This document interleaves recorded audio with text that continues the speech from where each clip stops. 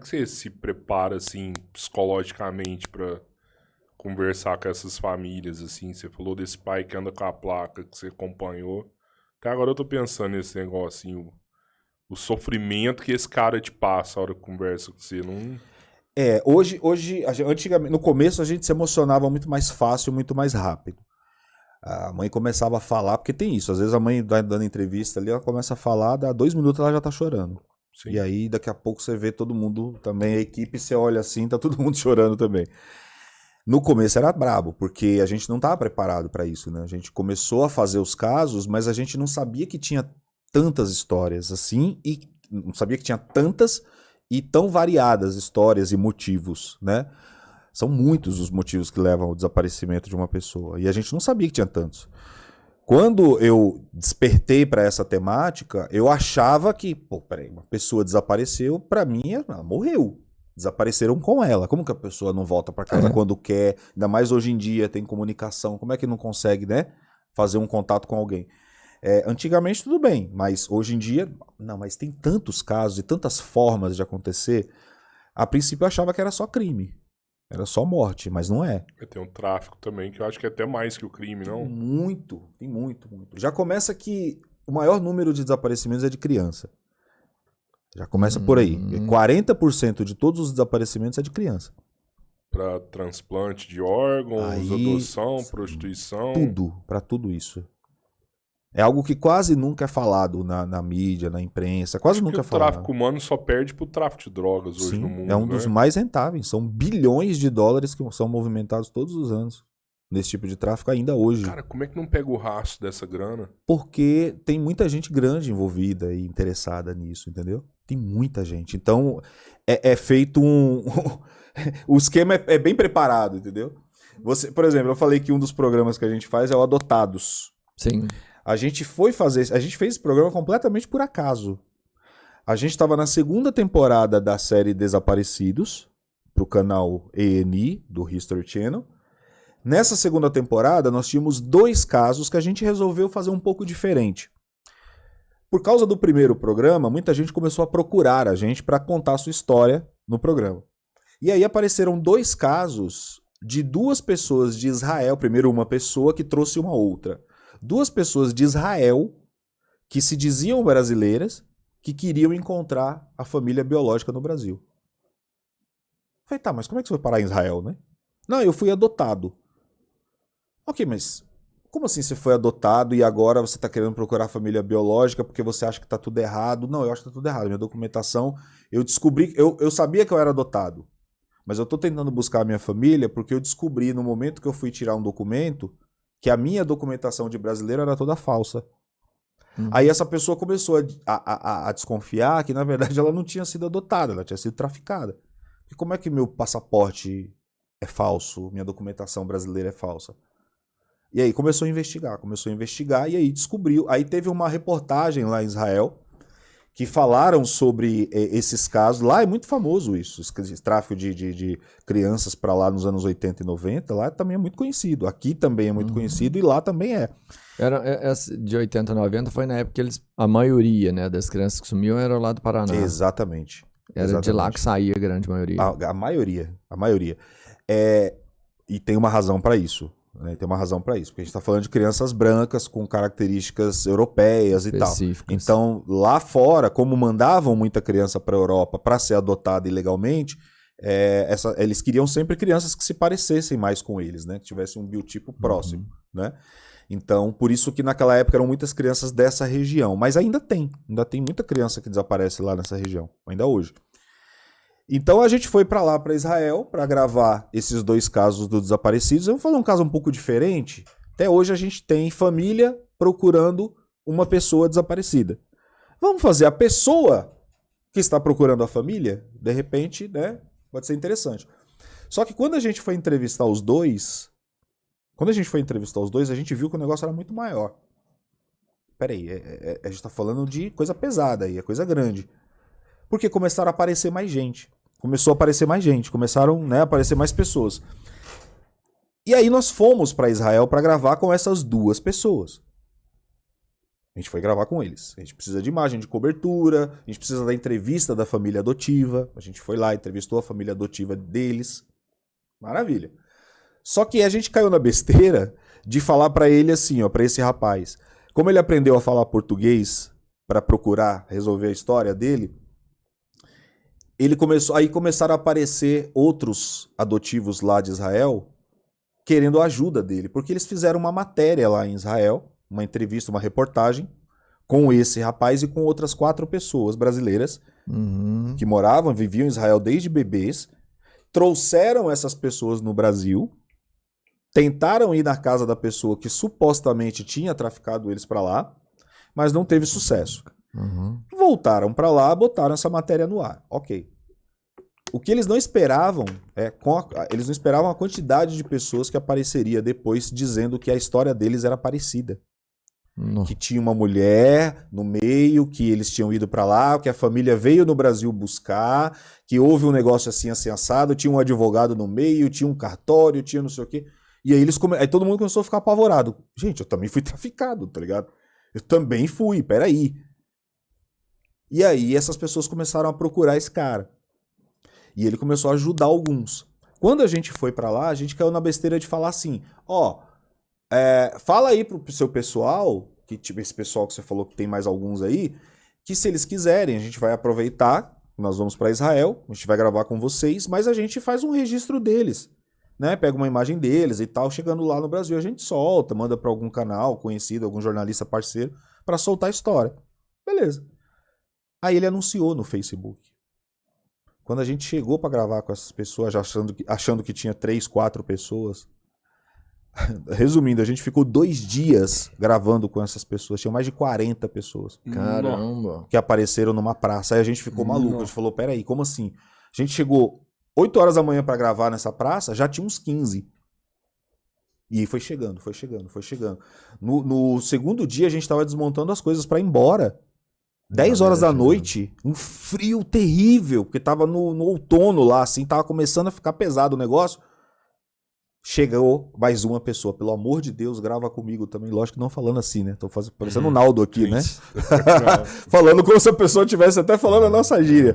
Não, ela falando em inglês, ela pedindo pra esperar. Pelo amor de Deus, gravem comigo também, porque eu tô vindo de outra cidade, peguei um avião pra vir aqui fazer isso.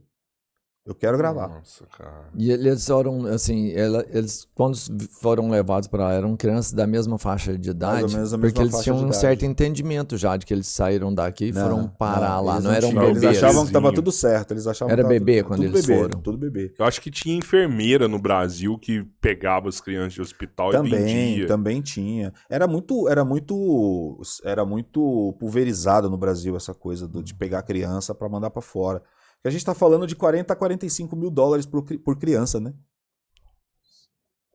Tá falando de 40 a 45 mil dólares por criança. A gente tá falando de quase 200 mil reais hoje. Mas isso chega na mão da pessoa daqui do Brasil que entrega essa criança? Esse dinheiro todo? Ou ele vai Não, quebrando, vai quebrando? Vai quebrando. Tem as etapas aí no meio do caminho. Daqui, se brincar, o que menos recebe pra fazer isso aí. Não, né? é pouco. Tem o que todo mundo recebe. É pouco, sei lá, ganha. É uma boa grana pra todo mundo, mas tem o dono do esquema que é o que ganha mais. Né?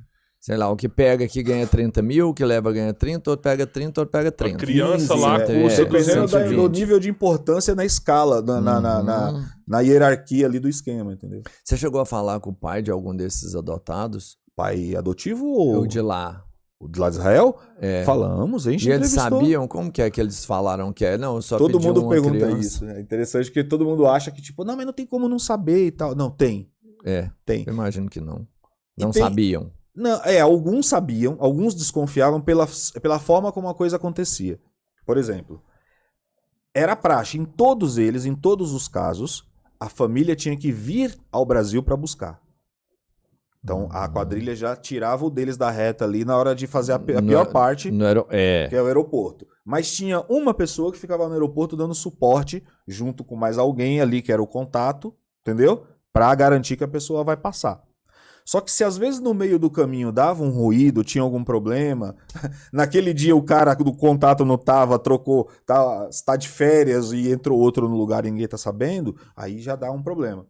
Quando dava algum tipo de problema assim, como já aconteceu em algumas histórias, de repente a Polícia Federal desconfiar e ir atrás e tal, aí a família, peraí, não, então é ilegal? O que está acontecendo aqui?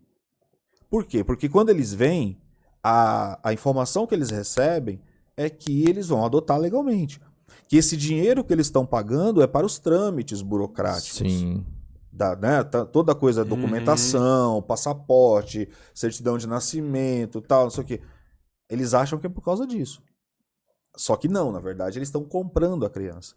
Então tem casos que eles desconfiam no meio do processo. Agora tem caso que dá tudo certo, não teve intercorrência nenhuma, aí passa batido. Só depois de muito tempo é que vão descobrir de alguma forma que tinha algo errado ali no meio. Cara, imagina o que tem de criança que passa pelo Paraguai, assim, entendeu? Porque, Algumas iam pelo Paraguai. Se passa pelo aeroporto, que é um lugar extremamente difícil de passar, porque a alfândega ali... Era o que acontecia quando sujava no Brasil. Ia pro Paraguai. Saía pro país. Ali, saía por lá. Imagina ali, cara, ali você põe no carro, ali você passa pro outro lado e ninguém para. Né? Na Argentina também, na Argentina e mesmo se parar, mais, tá fácil de resolver, né? Sim. Bem mais fácil que no aeroporto. Cadê o documento do seu bebê? É só o documento do veículo. Talvez do motorista. Sem doleta dentro, já o cara só te devolve e fala, isso deve rolar até hoje. Com lá, certeza. Muito mesmo, muito. Rola, com certeza. Eu só não acho que talvez esteja organizado como era antes, mas ainda tem. Porque antes eram tipo 2, 3 células enormes. Hoje eu acho que tem várias células menores, entendeu? Atuando. Até porque a população aumentou também, né? O esquema geográfico tá diferente, ou o esquema de passaporte, documentação, tudo diferente, os caras vão se adaptando. Então eu acho que já não dá mais hoje, talvez, para ter uma organização muito maior. Com a informatização, principalmente, fica difícil, né? De você sustentar isso e, né, de ponta a ponta garantindo que não vai ter problema. É mais difícil. Então, acho que uma organização menor hoje é mais fácil, mas elas continuam ativas. E aí, respondendo a sua pergunta sobre se a gente conversou lá com pais adotivos, a gente conversou. Alguns que, né, eles disseram isso, inclusive. Alguns desconfiaram, outros nem faziam ideia.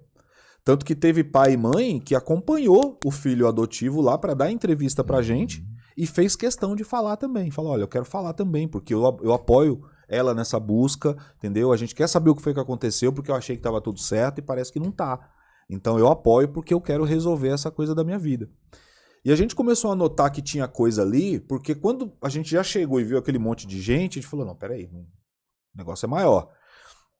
E quando eles começaram a falar, quando eles começaram a dar entrevista, aí você via que tinha uma carga. Porque todos começavam a chorar, tremer, tinha gente que passava mal e tal. Aí a gente se olhava um pro outro, porque via que eles estavam falando em hebraico. Aí depois a nossa tradutora traduzia pra gente, né, pro português, porque ela também era, inclusive, uma adotiva. A nossa produtora lá, que nos ajudou lá. E aí ela traduzia pra gente pro português. E aí ela começou a contar a história pra gente. Não, ela tá falando que ela precisa encontrar, fechar uma ferida dentro dela, a vida dela é um inferno por causa disso. Então, e a gente assim, nossa, sério? Caramba, mas parece que ela vive tão bem aqui, nosso preconceito, né? Nosso preconceito. Mas não, a coisa toda foi feita ilegalmente. Então, pra quem passa por isso, é um buraco sem fechar. Sim. Poxa, deve ter alguém que tá procurando por mim. Será que eu tô desaparecido pra alguém? Será que eu fui roubado de alguém? Peraí.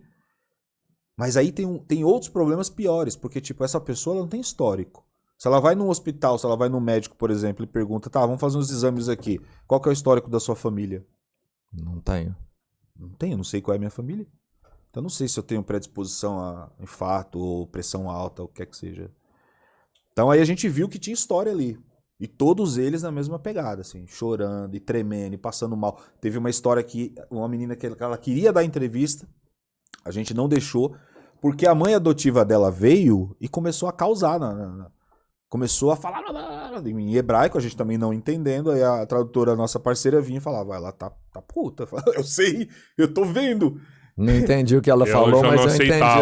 Essa mãe não tava aceitando. Eu entendi que ela... a mãe não aceitava que ela desse entrevista, porque tava com medo dela dar entrevista e encontrar a família biológica e perder a filha. Adotiva. Ou então ela podia também estar preocupada em ter um problema porque ela sabia, talvez, né? Talvez ela soubesse que não foi muito certo. Sim, e ela estava preocupada para dar problema. Mas pensando em uma parte de boa fé da mãe que tá lá, ainda é um desgaste, um problema insuperável, porque alguém aqui perdeu um filho. Uhum.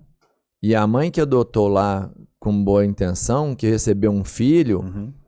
cara, ela tá na iminência de talvez perder o filho. Sim. Porque o filho tem uma Exato. outra mãe de cá e... Você entende? É sempre muito traumático. Muito não traumático pra não todos, existe né? um final de solução para isso. A solução é... Encontrei o seu filho aqui, pô, que bacana, e ele vai vir aqui, vai conhecer os pais dele, Uhum.